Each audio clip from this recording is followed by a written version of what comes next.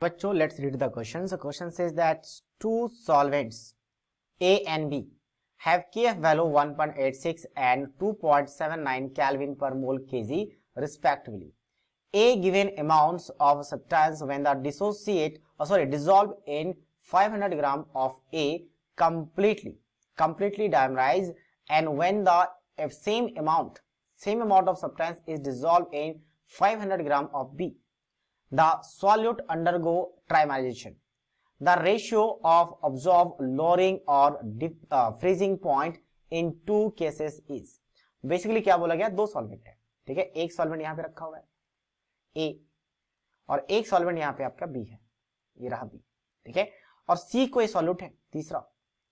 अब C को जब डिसॉल्व किया गया और एक बार B में डिसॉल्व किया और सेम अमाउंट में डिसॉल्व किया, तो मान लेते हैं x ग्राम डिसॉल्व किया दोनों जगह पे x ग्राम, या फिर मोल्स मान लेते हैं क्योंकि मोल्स अपने आप बाद में कट जाएगा, क्योंकि अल्टीमेटली हमें वो सब्सटेंस नहीं पता तो मोल्स निकालना पड़ेगा मोलरिटी के लिए। तो n मोल अगर हमने इधर डिसॉल्व किया तो n मोल हम इधर भी डिसॉल्व करेंगे, सेम अमाउंट बोला गया है। और साथ साथ में मास दोनों का सेम लिया गया है, यानी कि सॉल्वेंट A का मास भी कितना है आपका 500 ग्राम और सॉल्वेंट B का भी मास कितना लिया गया आपका 500 ग्राम। और यहां पे जब C आता है तो C का डायमराइजेशन हो रहा है, C कंप्लीट डायमराइजेशन होता है। तो हालांकि यहाँ पे रिवर्सिबल नहीं लिख के हम इरिवर्सिबल लिखेंगे, रिवर्सिबल तब लिखते हैं जब कंप्लीट डायमराइजेशन नहीं होता है। तो यहां से वांट ऑफ फैक्टर निकाला जाता है। वांट ऑफ फैक्टर क्या होता है, 1 plus of 1/n-1 into alpha, और कंप्लीट डायमराइजेशन का मतलब अल्फा 1, और n होता है कितने मॉलिक्यूल्स आपका पॉलीमराइजेशन में जा रहा है, तो 2 है, तो यहाँ पे 2 आ जाएगा, ये 1, तो यहाँ पे हाफ माइनस 1 तो माइनस हाफ, और 1 में माइनस हाफ आ जाएगा तो माइनस 1 में माइनस हाफ जाएगा तो ये हाफ बचेगा, तो ये हाफ आ गया। और इसके लिए हम बात करेंगे तो थ्राइस ऑफ C कन्वर्ट हो जाएगा किसमें, C3 में। तो I is equal to 1 plus यहाँ पे 1/3 आ जाएगा, माइनस 1, 3 मॉलिक्यूल्स ट्राइमाइजेशन में जा रहे हैं, और अल्फा फिर से 1, तो ये कितना बचा 1, यहाँ पे आपके पास कितना आ जाएगा प्लस ऑफ माइनस 2/3 आ जाएगा। तो ओवरऑल कितना बन गया 1/3, तो ये 1/3 आ चुके हैं, 1/2 आ चुके हैं। अब हमें पूछा क्या था, ratio of absorbed lowering of freezing point. तो लोअरिंग इन फ्रीजिंग पॉइंट पूछा गया A और B के लिए।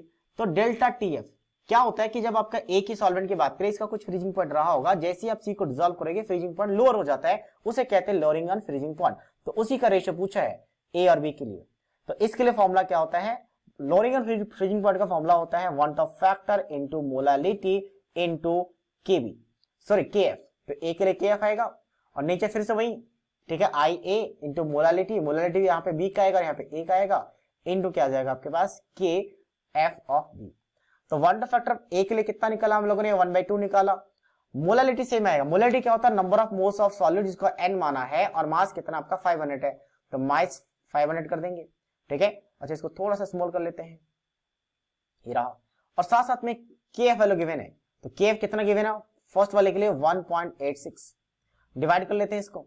इसके लिए I के लिए कितना 1/3 है, मल्टीप्लाई नंबर ऑफ मोल्स इसका भी n है, सेम अमाउंट था, और मास कितना 500। अब देखो मास ग्राम में रख के केजी में रखा जाता है, तो दोनों को ग्राम में रखेंगे, रेशियो तो कैंसिल आउट हो जाएगा, केजी में कन्वर्ट करने की जरूरत नहीं है। और KFB की बात करें कितना आपके पास, ये वैल्यू है 2.79। अब हमें ये वैल्यू निकालना है, कैलकुलेट करना है, तो ये वैल्यू कैंसिल आउट हो जाएगा, ये 3 ऊपर चल जाएगा तो 3/2 हो गया, मल्टीप्लाई 1.86 डिवाइडेड बाय 2.79। क्या ये अप्रोक्स डबल हो सकता है वैल्यू? तो अगर इन दोनों का मल्टीप्लाई करें और इसके साथ इसका मल्टीप्लाई करें तो एग्जैक्ट सेम वैल्यू आ जाता है, और दोनों कैंसिल आउट हो जाता है, तो यहाँ पे वैल्यू आ जाता है 1:1। इन दोनों को मल्टीप्लाई करके देखें और इनको मल्टीप्लाई करके देखें, सेम वैल्यू आएगा, that means 1:1। So 1:1, that means option C is the right answer of this question. So I hope you understood it well. All the best.